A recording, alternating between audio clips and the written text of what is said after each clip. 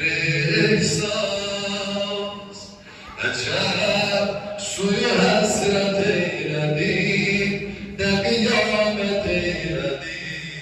Evin aman Abbas, sen kimi kardeş, gelebilmez aleme, alemi ettin. Sen esiri yerleme, söyledi oğlum.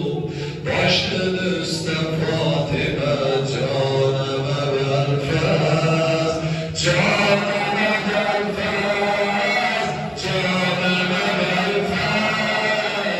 Sana canımız feda, canıma verfez. Sana canımız feda, canıma verfez. Sana canımız feda, canıma verfez. Sen Hamid'in fedaysen, şebi eşkerarisen, bu kadar tez batma. Bak bizim üsttedir başı, bocalıktı kardeşi, beni gözden atma.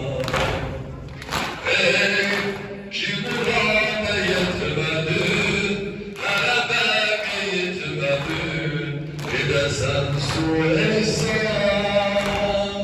Uyan, bu kuşun gülür bana, selamlarım sana, bacılarım kurban.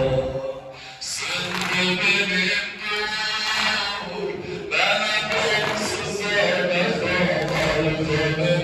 dur. Gözüme gözüm feda, ay hoca haber.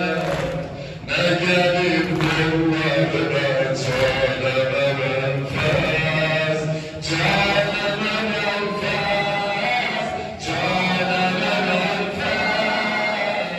Sana can, hastanede çıkmaz. Sana canımız feda,